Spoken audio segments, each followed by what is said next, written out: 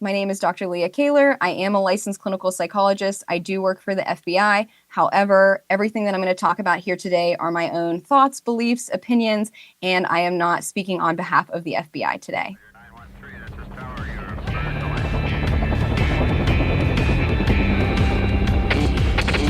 Never quit. Never quit radio. All right, everybody, welcome back to the TNQ podcast. I'm your host, Marcus Luttrell. Every week, it's my job to fire you up, to ignite the legend inside of you, and to push you to your greatness. Join me every week as I take you into my briefing room with some of the most hard-charging people on the planet. They're going to show you how to embrace the suck of life, teach you the values of working your ass off, and charge through whatever life throws at you. This is the Team Never Quit podcast. So buckle up, Buttercup.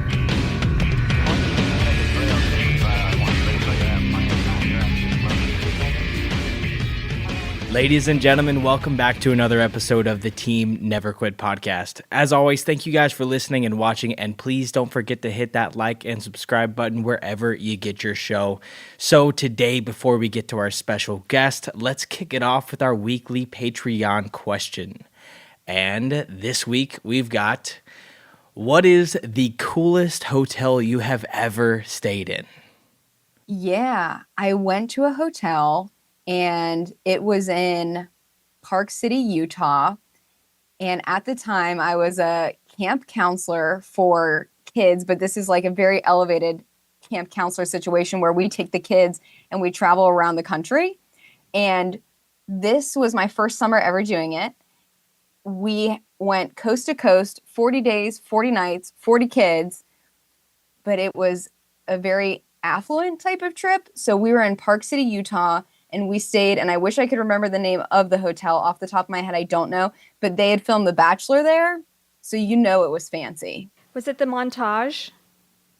Oh, I can get back to you and definitely let you know the name of it, but because we had several staff members, we each had our own bedroom that then connected into like a huge kitchen and a huge living area and like private balconies. And I was like, oh my gosh, I will never be staying in a hotel as nice as this again in my life. Meanwhile, I'm like fresh out of college, but that is the one that sticks out for me. That's awesome. What do you got? I'm having a hard time thinking. We've stayed in a lot of really cool hotels. Yeah. Uh, Willard? Nah. The Greco Hotel was pretty cool. Yeah, in Corfu, Greece, the Greco Imperial Palace. Oh, the Imperial. There Yeah. you go, in Greece. Yeah, that one was good. What's that one in the Carolinas? It's into the mountain. It's the Omni Asheville that you like. God, that was fun there. Yeah. That was beautiful, actually. We also love the Dell. We There you returned go. to the Dell. Yeah, the Hotel Del Coronado is probably the top. It's a number one. historic hotel, but they've modernized it, and it's actually the first hotel in California to ever have electricity. Yeah, that's probably my from number the one. 1800s. It's really cool. Built in the late 1800s. So Hotel Del Coronado, thank Yeah. you for everything. I remember when we were going through SEAL training, I was never allowed to go in there, so just getting my ass kicked me and watching it, finally getting a chance to go in there. Yeah, if you're ever in Coronado, California, and you stay at the Dell, you can see the Bud students running in front of the hotel. They put a flyer out in the hotel. There's a certain evolution we do called rock portage, where we basically paddle these boats in over these rocks and just get our asses handed to us. And they set up chairs so the rich people can watch us watch that. It's entertainment, right? Yeah, it's complete entertainment. And they were having a blast. I remember seeing that. Yeah. And then I was like, one day I'm going to stay in there. So Now we get to go back and stay Yeah, the and Dell's make fun probably of the Bud students. Yeah, I think now I'm on the other side of it laughing at them. What about Comes you? full Yeah. circle. That's a tough one, but honestly, I think one of my favorites is probably one from Thailand. This one called The Shore at Katathani. It had your own private pool, overlooking the entire beach, and it was probably the most beautiful sight that I've seen to that day. The first picture on my Instagram, if you go look at that. Of course. It's the coolest place, and they've got the best customer service. Everything is pretty cheap over there, so you can just get whatever you want. And doesn't feel like you're spending too much. Yeah. Yeah. Nothing beats a Holiday Inn Express, though, right? You know what I'm talking about? That was a fun Yeah, question. that's a good question. Okay. All right, let's get this started. Thank you again for coming on and doing this. We're going to My get to that a little pleasure. bit about your backstory. So please tell us where you're from. Sure. So I was born and raised in southwestern Pennsylvania in a very small town outside of Pittsburgh. When we say small, we're talking 2,000, 5,000? Pretty darn small. I would say 5,000 is probably a good guess. Yep. All right, and your family, the backstory and then what's your dad, mom? Sure. So my dad sells drugs and my mom's in prison. My dad is a pharmaceutical drug representative, and my mom is a dental hygienist in a maximum security all-male prison. Oh my gosh. So we have kind of an interesting lifestyle. Okay, yeah, you should say it like that every time. That was awesome. Yeah. My It's dad fun, says right? that. You know, then I really get people's attention. Yeah. You got mine immediately. I was like, wow, I wasn't expecting you to say that, but that's good. All right, cool. You got any siblings? I do. I have a younger brother who his name is Tim. He's very excited that I'm here today. Big fan of yours. He says that your movie is his very favorite. So I'm sure that he's extremely jealous of me being here and him not. But his name is Tim. He is retired Air Force and now helping as a civilian. Oh, right on. Thank you for his service. Yeah. Tell him thank you. Yeah, absolutely. So We if certainly will. I'd love to know how you got into your career. Yeah. Absolutely. So I'll tell you what I thought my career was going to be, and it did not turn out that way. I thought that I was going to go into medicine. I thought that I was going to be an anesthesiologist. I had the privilege of, in high school, getting a chance to do a shadowing experience. And again, my dad being hooked in with the hospitals got me an experience where I had the opportunity to be completely scrubbed in and watching a reconstructive knee surgery where they were going to do like a complete replacement. And I was so excited. You know, I'm a high school student. I am like fully gowned up in the hospital or in the operating room, excuse me. They have music playing, like we're jamming out. It's so exciting. They have like all these like power tools basically that they're using to cut open the bone. And I'm just watching and I'm having a grand old time. And then a piece of bone like flips up onto the surgeon's gown. And I'm like, excuse me, I don't feel so good anymore. And I end up waking up in like the nurse's office basically with like a juice box and like a cookie. And so that is how I decided that I probably wasn't going to be going into medicine. So I thought, okay, well, let's go to college. Let's figure it out. And ended up in a handful of different psychology courses that I just absolutely fell in love with. Fell in love with forensic psychology, specifically because I had the opportunity to go work at my mom's prison. They made some special permissions to allow me to go and shadow the psychiatrists and the psychologists around for several weeks. So that prison is a maximum security all-male prison with a death row. And so I thought, well, what could be cooler than this? Like, this is such an amazing opportunity. I'm an undergraduate student, and I was just blown away at being on the inside, what that looked like. And while I was on the inside, I got a chance to spend time with people who were serving time on death row. I had the opportunity to sit in and basically kind of help facilitate a lot of the mental health groups that were going on. So Thinking for a Change, which is basically folks who are getting ready to be released on the outside, substance use, helping people kind of overcome that. And then the one that really, really stood out to me was folks who were being treated as sex offenders. And that was what really stuck out to me. So I thought, this is what I'm going to do. So I graduate from undergrad. I go to John Jay College of Criminal Justice in New York City, and that is my specialty. I get in with the Sex Offender Research Lab. That's a lot of the work that I have done as far as why do individuals choose children? How do they choose them? How do they groom them? How do they speak to them online? Like, what is the entire process? So I thought that that was going to be my career. And then I switched gears. I went to St. Louis University for my PhD in clinical psychology. And there, instead of working sex offenders, I worked with individuals who had been victimized, whether in childhood or whether in adulthood, and got a chance to work with them, helping treat and process their trauma. And I really fell in love with that work. But I kind of figured, okay, what is going to happen here? Like, I had a very strong feeling that after doing some time in prison, that I didn't want to spend an entire career there. Like, that was just far too anxiety provoking for me and very high stress. And then I really enjoyed working with the individuals in the community who had some type of history of sexual abuse. And so I figured, okay, like, where do I land? Where do I figure this out? And eventually I found my way to the FBI.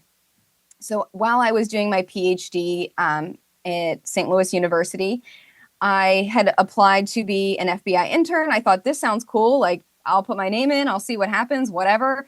And they call me and I get the internship. And so I spent the summer at the St. Louis field office. I had an amazing time. I got a chance to help work crimes against children as much as I possibly could. I worked with 2 incredible agents who that's all they do all day, every day. That is what their jobs are dedicated to. And I really fell in love with that type of work and just having the opportunity to change lives on such an incredible basis. And it's so unfortunate because there is so much of this particular crimes against children, that the FBI takes care of, that there is no shortage. After my internship ended, I was offered a full-time position. And that point in time, I had finished my PhD. I'd become a clinical psychologist. And so the position that I have now and that I've had for 5 years is that I am a psychologist for our employees on the inside. So our agents, our professional staff, our task force officers, and anybody in between, I help them. So my specialties are trauma and sleep. So that's a lot of what I help folks do, is process through the trauma, because as an agency, as an organization, the mission comes first, and we ask our people to do a lot of really incredibly hard things and to see a lot of things that most folks should never see in their life. So I help them process through a lot of that. And then that kind of goes hand in hand with sleep and having sleep issues. That is so interesting.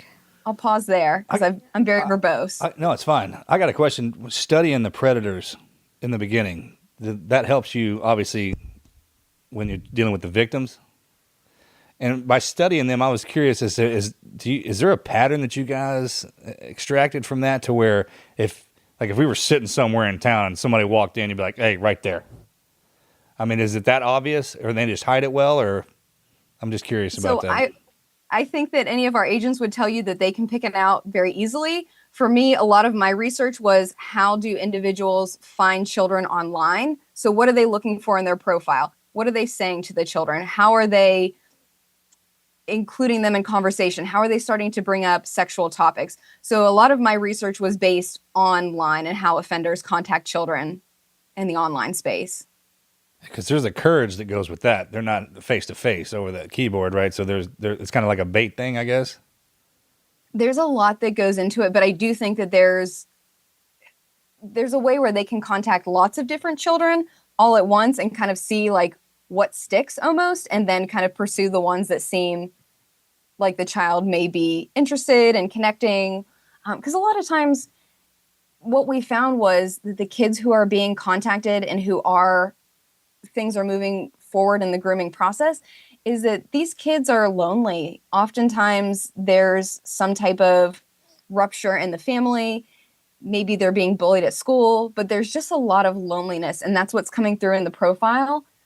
Specifically like a Facebook profile, or, whatever. I feel so old right now, but like whatever the kids are on right now, and like what their profile paragraph looks like, that's oftentimes what the individual is looking for, and how they find someone who is more likely than not going to be willing to connect with them.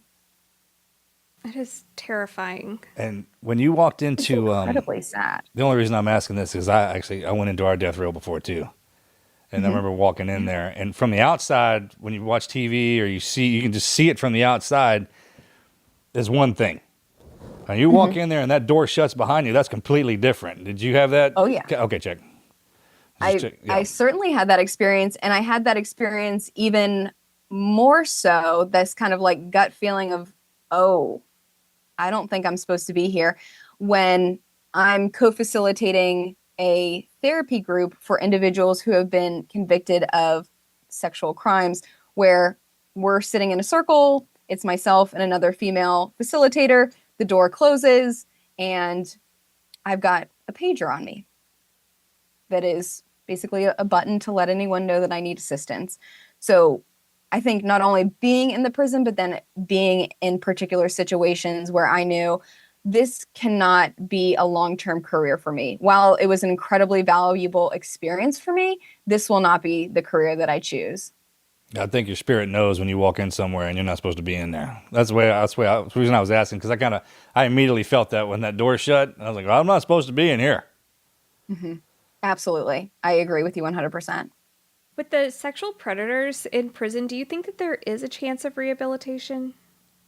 That's a great question. And this is something that we didn't talk about. But as my postdoc, I spent several months working with sexually violent predators, which is a whole nother ball game, if you will. Not every state has that. And sexually violent predators are people who have committed some type of sex crime. They have been deemed to have some type of mental illness or defect, and there's a belief that they will commit another sex crime. And so that was for a small period of time, I think maybe 3 or 4 months, I did those types of evaluations. And what's interesting about sexually violent predators and what makes it so high stakes is that these individuals, we have to make the evaluation, we meaning the psychologist, of whether this person is likely to reoffend or not, because they've already, at this point when they're getting this evaluation, whether they are a sexual predator or not, they've completed their time in prison. And so the question is this person too dangerous to be put out into society that we need to civilly commit them? And that's a whole nother ballgame whenever it comes to civil rights and taking that away from someone. And it is very, very high stakes work. And again, part of the reason why I only did it for a few months is that it is very hard to make that determination as to whether someone can be rehabilitated. We certainly did release folks back out into the community, and every year they have the opportunity to have an annual review of their documents, of how they're progressing in therapy, how they're progressing on the unit. They have the opportunity to be interviewed and to explain how they've changed and how things have gone in the past year since their last interview. But that's a very, very challenging question. And I don't know that I necessarily want to answer that, but I will tell you that there have been people who have been civilly committed year after year after year, and then there have been people who have been released. So I think that it's very much on a case-by-case basis, and that there are a lot of dynamics that come into play when we make those decisions, because they're not made lightly at all. Sure. Especially if they're not in their environment.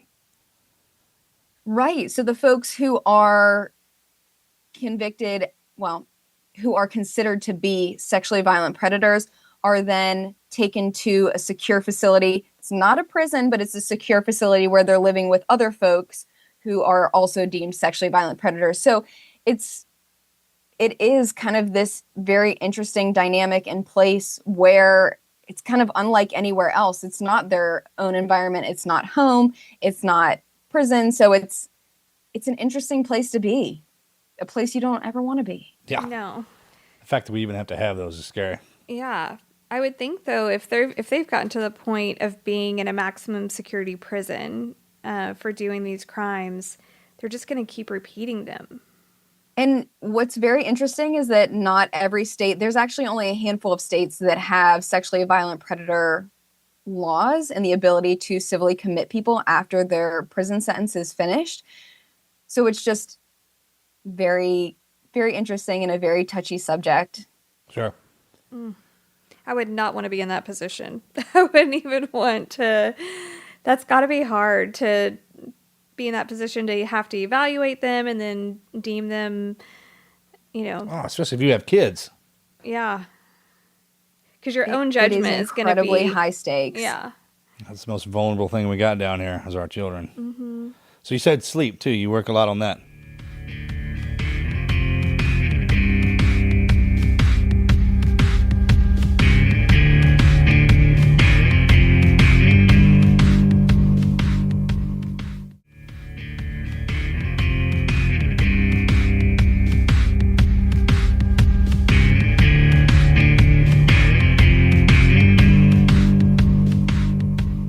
Yes. So I again, my path has gone a lot of different places, but during my residency year, also known as an internship year for psychologists, I spent my time at the Memphis VA Medical Center. I had an amazing time. I got a chance to go do lots of different rotations, and I wish that I could go back time and remember whether I actually wanted the sleep rotation or not, because we have a bunch of interns and we have a bunch of postdocs, and we all get together in a room and we all kind of have to agree on everyone getting the major rotations that they wanted, and then some people kind of having to compromise with some of the other rotations that they want. So I wish I could go back in time and remember whether I wanted the sleep rotation or not.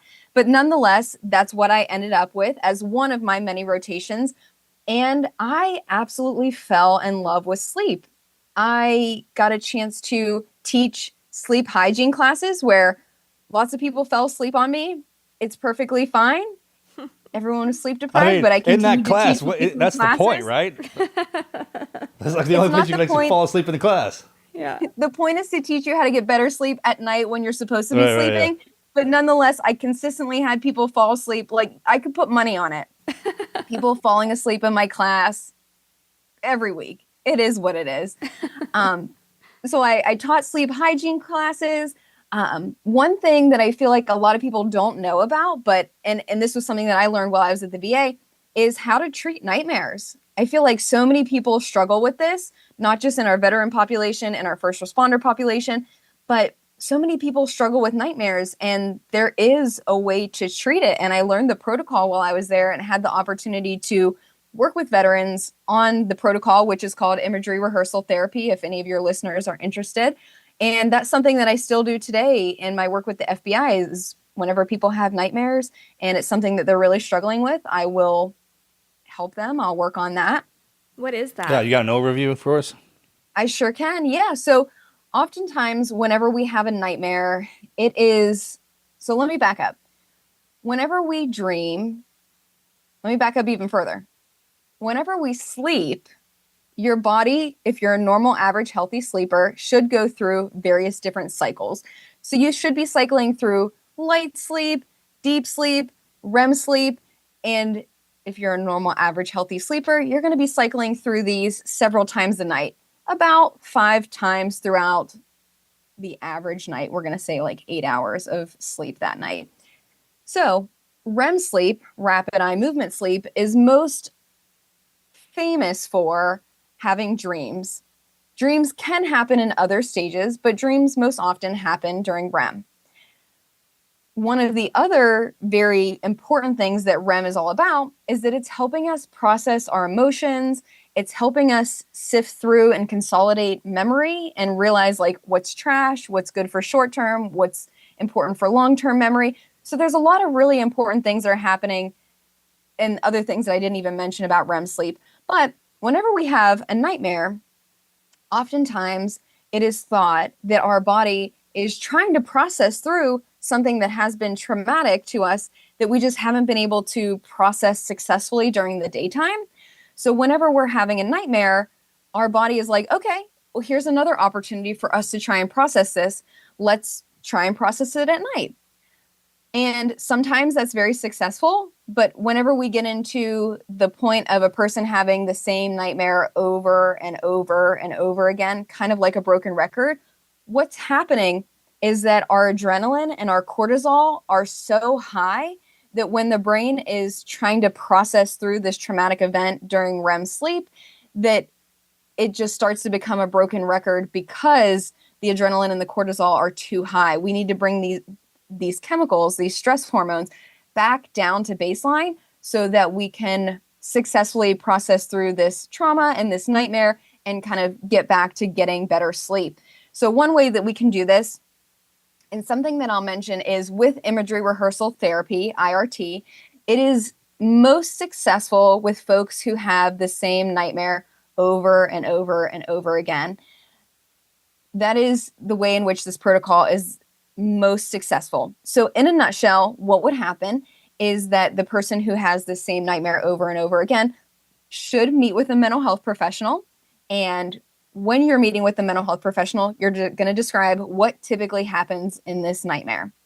Then you're going to work hand in hand to figure out what is a better way that this dream can end? And as we know, dreams are very fantastical. We have to suspend reality because anything can happen in dreams. You could be flying, you could be Superman, like lots of different things can happen. So we want to suspend reality when we're coming up with a different ending to the nightmare.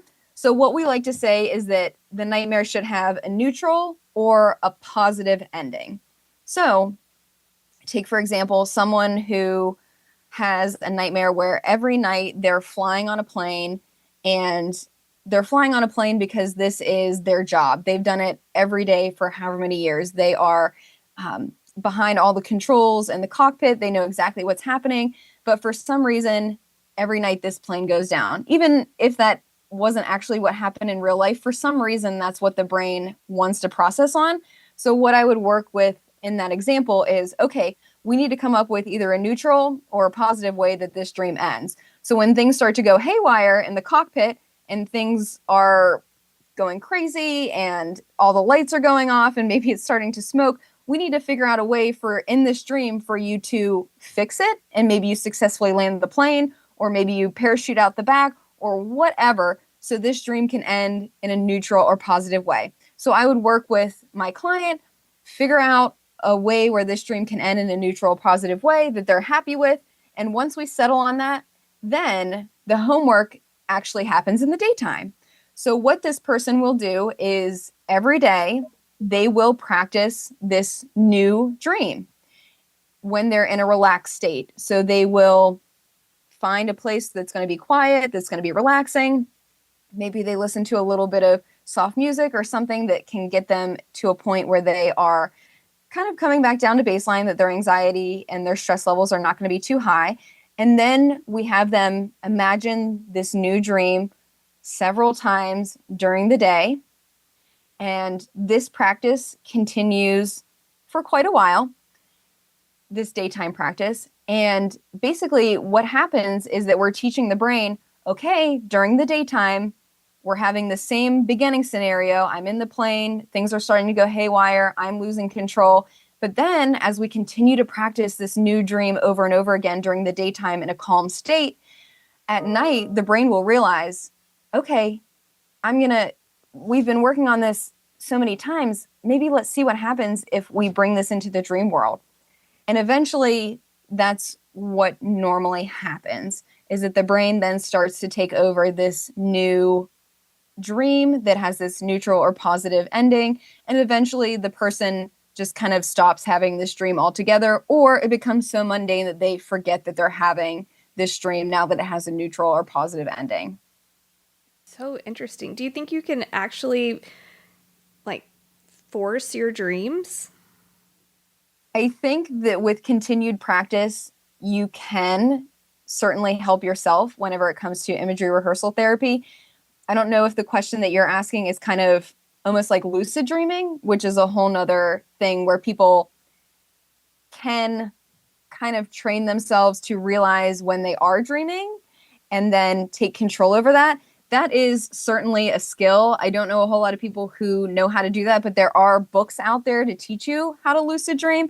But what we're doing with imagery rehearsal therapy is more so we continue to go over this new dream so many times in a very relaxed state that eventually the brain takes it from the daytime into the nighttime.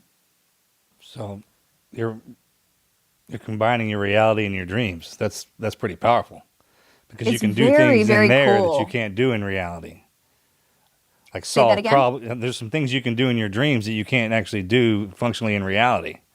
Right. But if you can take your reality into your dreams and combine those together, I wonder what kind of mechanism that'll open up. It's incredible. And again, whenever we're coming up with this new dream, it doesn't have to be suspended to reality, because dreams aren't. So if in the dream, you turn into Superman and you fly away and you leave the plane behind, that's fine too. Whatever works for your brain and your imagination, because as adults, we really don't use our imagination a whole lot, and it's kind of a shame. Yeah. Someone I was talking with the other day was our past is our reality, our future is our imagination, and our present is our creation. And I'd never thought about it like that until he said it, but there's a lot of truth in that. I But like that. the dream is good, right? Yeah. Yeah, I really like that. And I never remember my dreams. Like, very what rarely is do that? I remember my dreams. People tell me that all the time, not to worry at all. It doesn't mean one thing or another about you. Sometimes people will not remember dreams at all, and then they start remembering things, and things are very, very vivid. And when that happens, I attribute that more to a change, maybe in like a medication or routine, something along those lines. But if you have never really remembered your dreams and that's still continuing to this day, I'm not concerned at all. Well, let me ask you this: what's the difference between a dream and a vision? Like a prophetic vision or something. Because when you're dreaming, it's kind of, even in the dreams, I know when I'm dreaming. But then when there's those times when it's real, like you're in it. Does there have to be a difference, or can they be occurring at the same time? No, that's a good question. I don't know. I was just curious because there's a difference between the two, the way they feel. Like when you wake up in the morning after a dream is one thing, but some people wake up and be like, hey man, I had something last night. I didn't know the difference between waking up and when I was in it. I think that they could happen at the same time. I don't know necessarily what the difference is, but I do think that they can happen simultaneously. The weirdest dreams I've ever had, just talking about dreams, that I actually remember.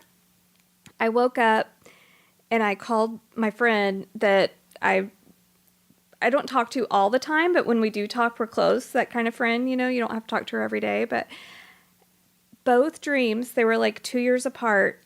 In my dream, I was holding her baby, and she was not pregnant. She didn't have kids or anything. And I told her, I was like, hey, I was holding your baby, and I could like tell her exactly what the room looked like and everything. It was very vivid for me. And she laughed and she was like, well, not pregnant, 3 months later, she texted me and she said, I'm pregnant. And then I actually got to hold the baby that was in my dream. It was the weirdest thing. Years later, I have another dream that I'm holding a different baby, and she's pregnant again. Isn't it the strangest freaking thing? I've never understood that. Like, why would I get that in my dream? So maybe this is you having a dream and a vision at the same time, but oftentimes whenever we're dreaming, it is not necessarily about the content, but it might be you were dreaming about her because of the relationship that you have with her or the emotions, because that's oftentimes what's happening during REM sleep, is that even though someone may show up in our dreams or something fantastical happens, or people will be like, oh, what does it mean to have a ladder in my dreams? I think that it's much more symbolic sometimes of like the relationship, the emotions, like things that you're going through at that point in time. So I would be curious to know at that point in time when you were having those dreams, more about your relationship with her, because that's probably what was manifesting in your dreams. Yeah, and it was so weird because we didn't talk often.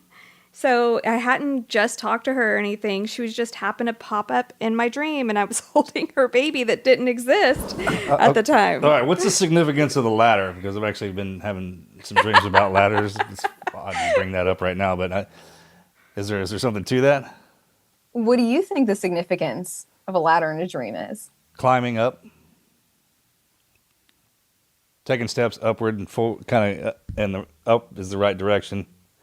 Kind of a progress. It's a good thing. And I base that off of kind of like a Chutes and Ladders game. And when you were climbing the ladder, I love Chutes and Ladders. Isn't that good?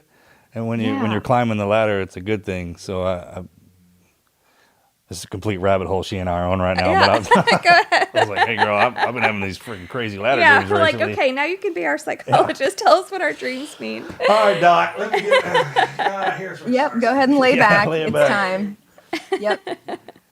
So again, I think that it's what's going on in your life. Maybe what are your goals? What are you trying to move towards? And I do think that oftentimes ladders have to do with progress or moving towards what it is that you want, or literally climbing up the ladder if that's something that you're moving towards, maybe a promotion or something along those lines. So I do think that based on what's going on in your life right now, it's just a reflection of what's happening in your life and what you're trying to move towards. That's good. I was trying to figure it out in my own head, and there's some things that I'm unable to reach by myself. And the latter significance is I correlate that with kind of people in my life. Like there are ladders that help me climb up into different places that I wouldn't normally be able to get to. Absolutely. And I think that that's really insightful is that like maybe each of these people or these mentors are the rungs of the ladder that help you climb up further and further and further. How important, I'm talking to some other people, some of my teammates about this, how important is it for the breathing to incorporate that into helping with sleep? Like throughout your day kind of deal. There are some people who I will say they break every single sleep rule and they sleep just fine. And oftentimes it's their partner that complains, he breaks every sleep rule and, he sleeps like a log. What's the deal? And there will just be some people out there who can do all the wrong things, if you will, whenever it comes to sleep, and they sleep amazing. And congratulations to those folks. Like, I salute you. Yeah. That's For me. other people, Yeah, good that's for you. That's me. I'm on my phone, like going down rabbit holes right before I fall asleep, and then She's out. I'm out. Like I pass the F out, and I sleep so good. I don't. I told you. Yeah. Yep, that is how it always goes. Yeah. I'm not a marriage and family therapist. I don't pretend to play one on television, but I think that I've saved more marriages just by helping people and couples and bed partners talk about their sleep and figure out what works for them. Because this is what almost always happens is one falls asleep like a bump on a log. You cannot disturb them and they break all the rules. The other one struggles, tosses, turns, is frustrated, is jealous. And that's normally the dynamic that I see. Those two people go well together, I guess, right? Yeah. That's the whole concept behind this. They seem to find each other in the same bed. I'll say that. I mean, Well, he does all of the breathing and the, listening to the rain on the TV, doing all the things that he's got the cooler thing on the bed. I go out quick.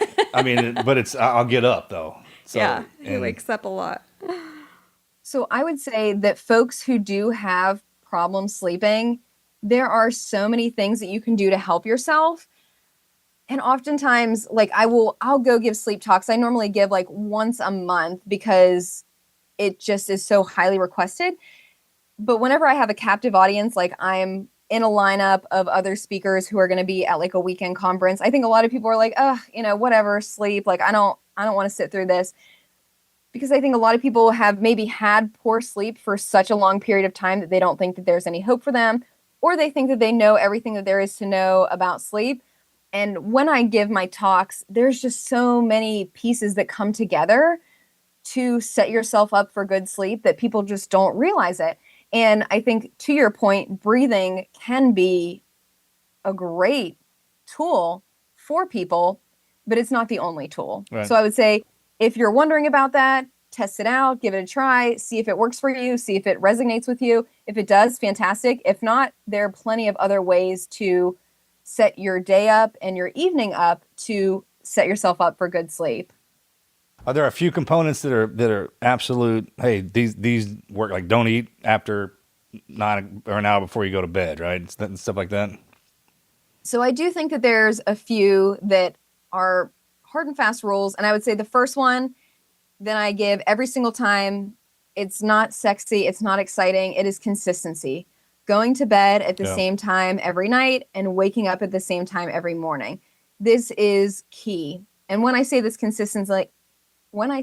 consistency, I mean, even on weekends, even on holidays, I realize that that's a super bummer. That's a bummer. Yeah, that's a bummer. It's a super bummer. I get it. I know. But most people like to have that break. Saturday, sleep in. Mm-hmm. Well, let me tell you why.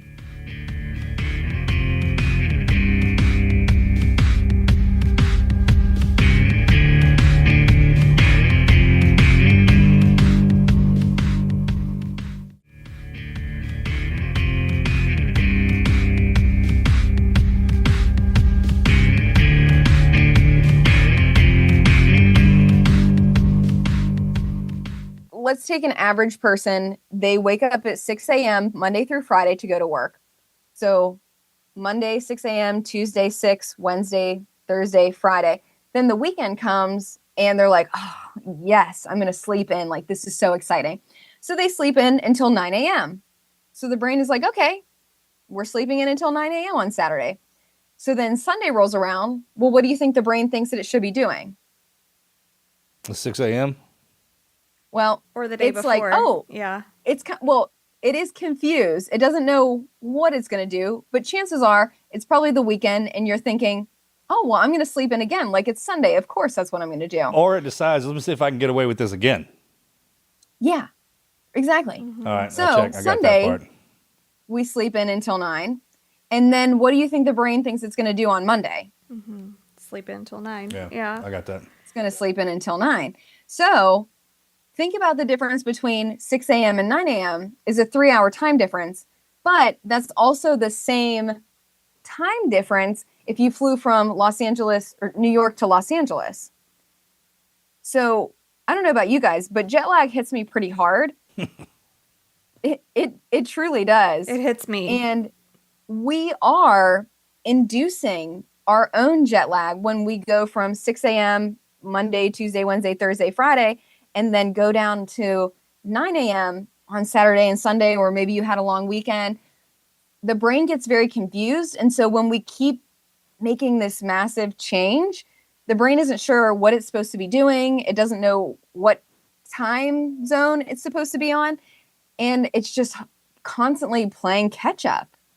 So let me ask you a question. If you wake up early, so I get up at 5:30 every morning, but then there's some days when I wake up earlier. Is it beneficial to try to stay in bed and sleep till your normal wake up time, or if you're up, you're up? So if you were my client, I would personally ask you, how much earlier are you waking up if 5:30 is your normal time?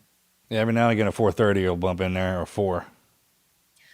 If I were you, I would try and stay asleep until your normal wake up time if you can. Sometimes there are just things that are happening that may be too anxiety provoking or too exciting that, your body wants to wake up, or maybe you're going to catch an early flight. And sometimes that just happens and the brain is trying to help you out by waking you up early to be like, hey, don't forget, we're going to do this thing. So your brain is attempting to help you. But I would say if you feel like you can fall back asleep and you're waking up at 4, try to stay asleep until your normal 5:30 time. That's what I would tell you. Yeah, check. Maximize your routine, right?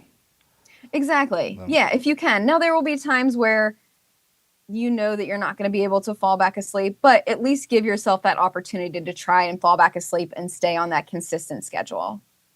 So is that what you do now, like primarily, other than helping out your fellow agents at the FBI? Are you coaching people in sleep? Yeah, so I have been a psychologist for the FBI for 5 years now. And so that entire time, I will be helping people with trauma. So processing that through various different therapeutic techniques. So I'm certified in EMDR and brain spotting. I love those. But then I'll also help people with sleep because trauma and sleep issues go hand in hand. So oftentimes my treatment plan looks like helping people just tell them about better sleep hygiene and coaching them. Maybe it's through nightmare work, like we talked about, imagery rehearsal therapy. So every client that I work with is going to be unique, and their treatment plan that I make for them is going to be unique too. But most often there is a sleep issue in there, and it's so incredibly prevalent. Oh, well, most people don't like talking about it. But the one thing about it is you can tell when somebody's not sleeping. Maybe not that first or second day, but eventually when they roll in there, you'll be able to see it. You can see it and everyone else around them can see it. Yeah. Yeah, I feel dead if I don't sleep. Like, I have to have my sleep. And, I'm the same way. I practice what I preach hardcore. Sleep is one of my very favorite things to do and one of my very favorite things to talk about. But I really, truly do all the things that I preach.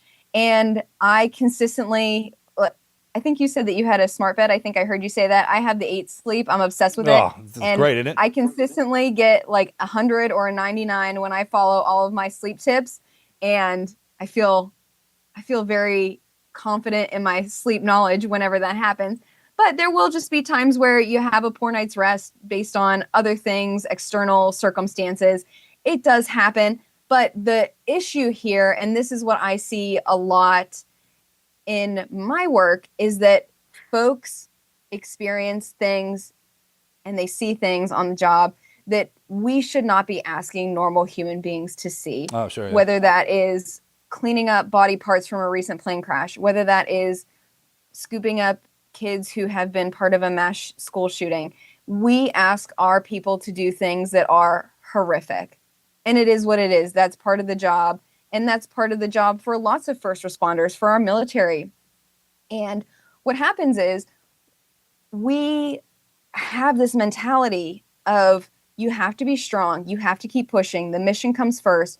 Especially, I see this a lot in my folks who work crimes against children who they don't even want to take a day off because them taking a day off means that they are one more day further away from taking this person off the streets, meaning that more children could be victimized in that day in which they're taking their own personal vacation, which please, please, please take your vacation time, take your annual time. But I say this to say is that we continue to push and we take these traumatic things and we push them off to the side, or we think that we're compartmentalizing them. We think that we're pushing them off to the side.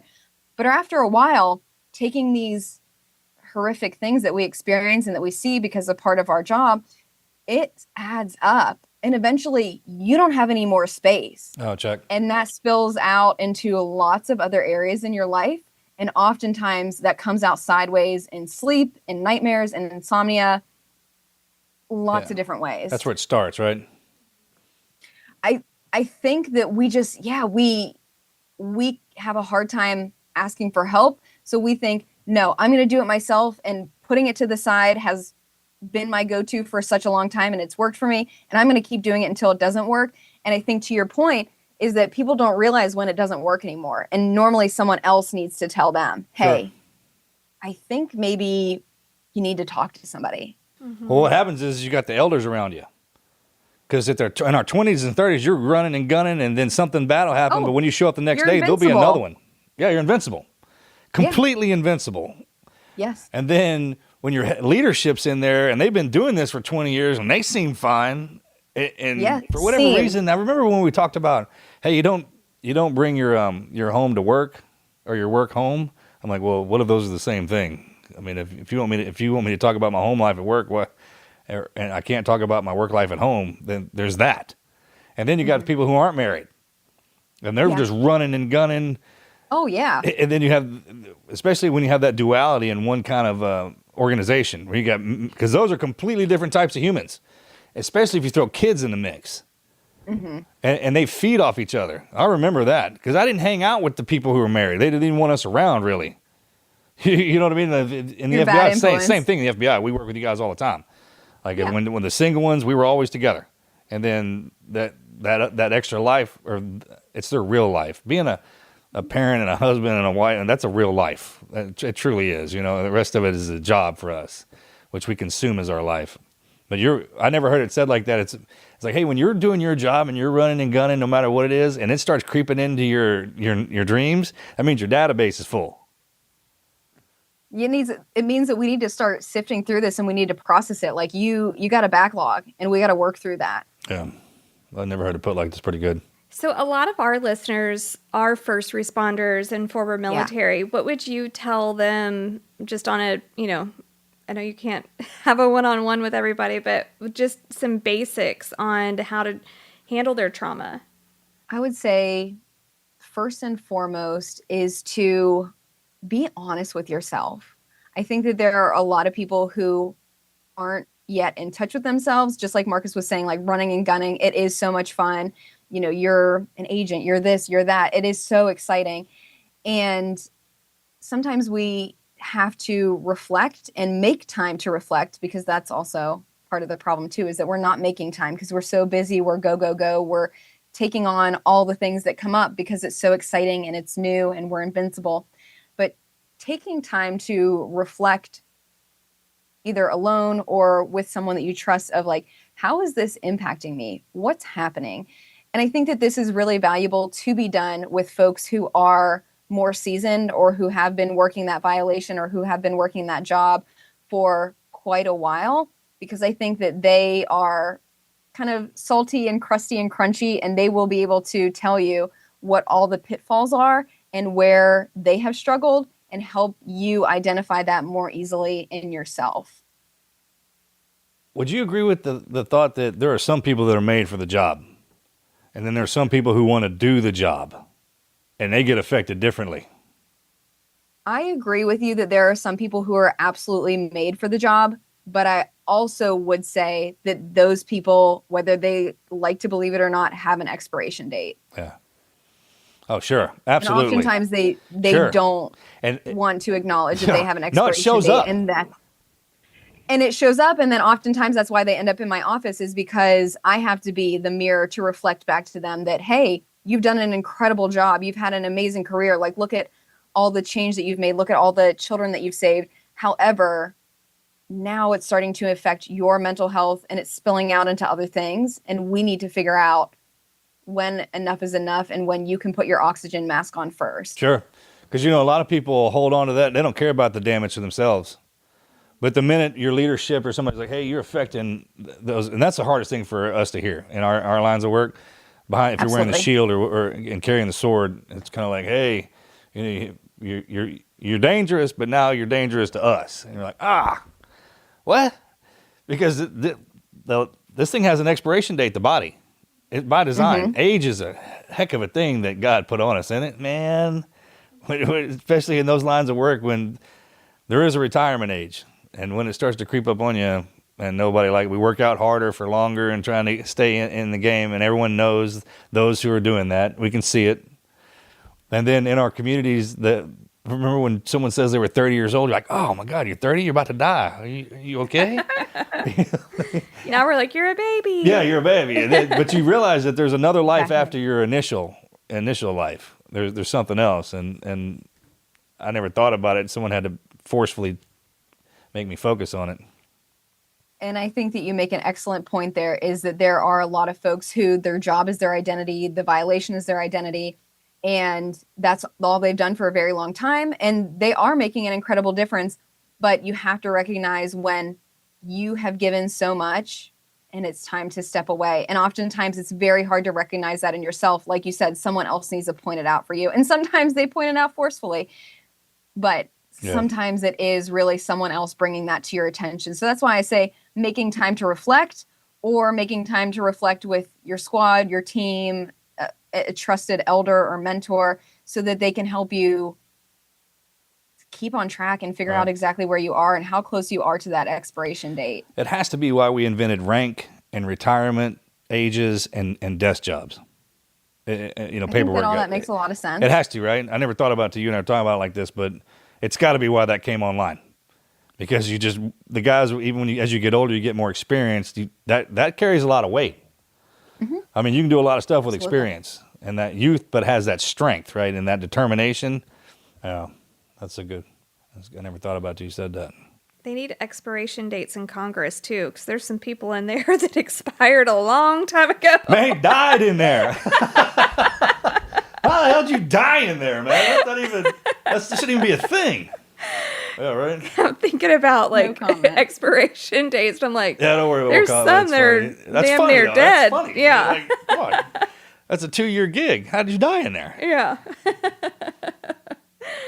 Oh my gosh. Well, you're extremely interesting. How can people follow everything that you do and whatever you've got going on? How can they see that?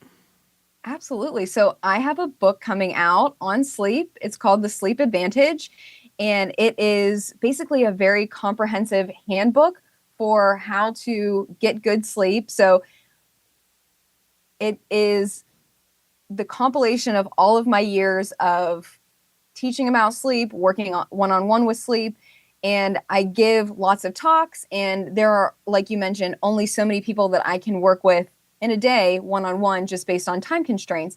And I had recently given a talk, and someone had mentioned hey, my best friend couldn't be here, but I think this would be such valuable information for her. Do you have anything that I can share with her? Have you written a book? And I was like, oh, people would be interested in that? Okay. Mm-hmm. So I took all of my knowledge that I have and I wrote it for my first responder folks, because I think that, again, sleep is so incredibly overlooked and it's so important. And we're calling it the Sleep Advantage because if you really truly are getting good sleep, it can impact your decision making. It can impact your reaction times. It can make you the best of the best. It can improve your performance.